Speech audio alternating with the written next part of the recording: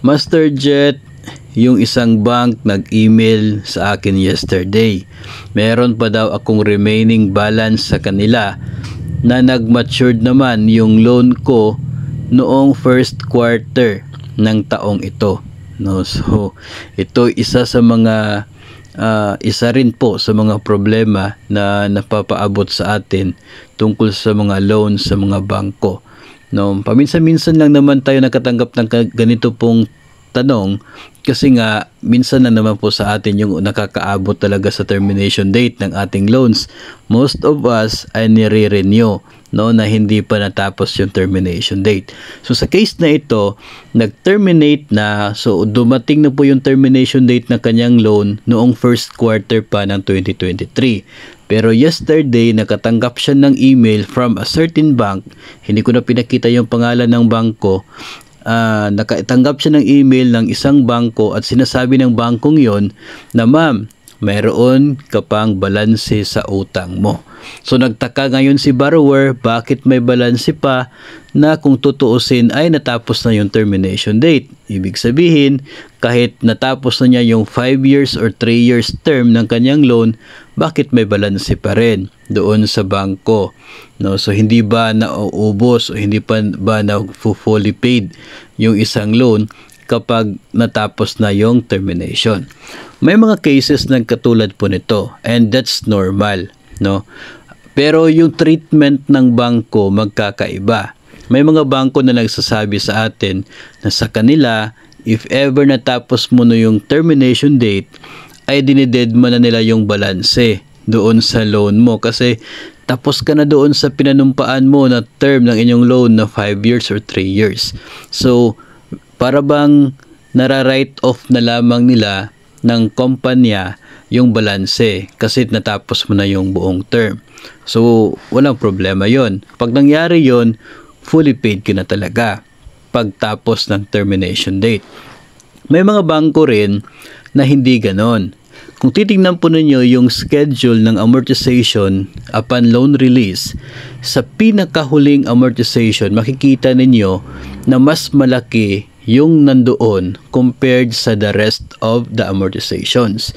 Mas malaki yung final amortization compared doon sa regular amortization niya talaga.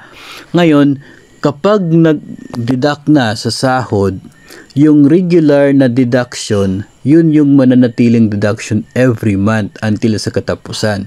For example, yung monthly amortization mo ay 5,000 pesos.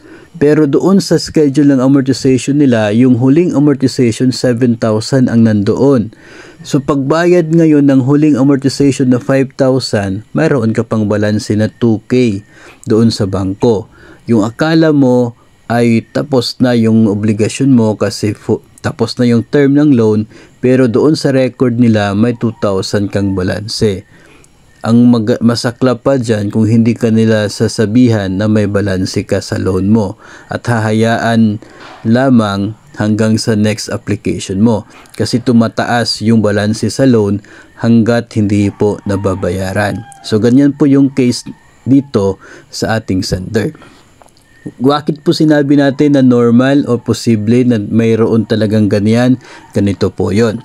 If ever nag-loan ka ngayon November 8 doon sa bangko, nag-loan ka November 8, ang first amortization yan ay sa December.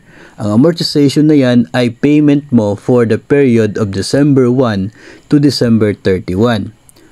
No, so nakadeduct sa sahod mo for December, payment mo for the month of December. Ang tanong, anong nangyari noong natanggap mo yung loan November 8 hanggang sa November 30? Hindi ba nagkakaroon ng interest ang loan mo during that period? Thank you ba yung interest during that period? No? In many cases, ito ay masasagot talaga ng mga PLI personnel. No, may tendency po, may chance na tumutubo yung utang mo from November 8 na natanggap mo ito until November 30. May tubo yon, no? May tubo. Kasi sino ba naman yung nagpapautang tapos hindi nag-i-interest yung pinapautang nila the moment na binigay nila yung pera, no? So talagang may interest siya. Yung interest from November 8 to November 30, hindi yan nababayaran ng amortization mo sa December. Kasi yung babayaran niyang interest is for the month of December. So anong nangyari? Mananatili siya doon sa balances on interest mo kasi wala naging payment. Yun po yung amount na posibleng maging balanse ng inyong utang after the termination date. Okay? Yun po yung posibleng maging balanse. Posible po kasi as I said, ang talagang makapagbigay ng exact answer dyan ay si bangko. Kasi sila po yung may access doon sa system nila. Pero yun po nakikita nating posibleng dahilan kung bakit may balanse ka after the termination. So yung November 8 to November 30 may interest na yan. Tapos hindi naman yan nababayaran monthly kasi yung amortization mo ay intended for the interest during the month na nagdeduct sa sahod mo. So wala pong from November 30 from November. So kaya may balanse at the end of the termination date. Yung iba, yun nga, naka-waive yung balancing yan, hindi na nila papansinin, write off na. So that's good for the part of the borrower. Ngayon kung hindi po siya naka-write off, nandyan lang sa account mo at tumutubo pa, ay hindi po siya talaga maganda sa part ni borrower kung hindi ka man lang na-inform. No, normal po yung may ganyan. Kung na-inform ka, at least hindi po masakit sa part ni borrower. Pero kung hindi ka na-inform ka late na at tumutubo na yung balanse sa loan mo, abay masasaktan ka talaga kung ikaw yung borrower.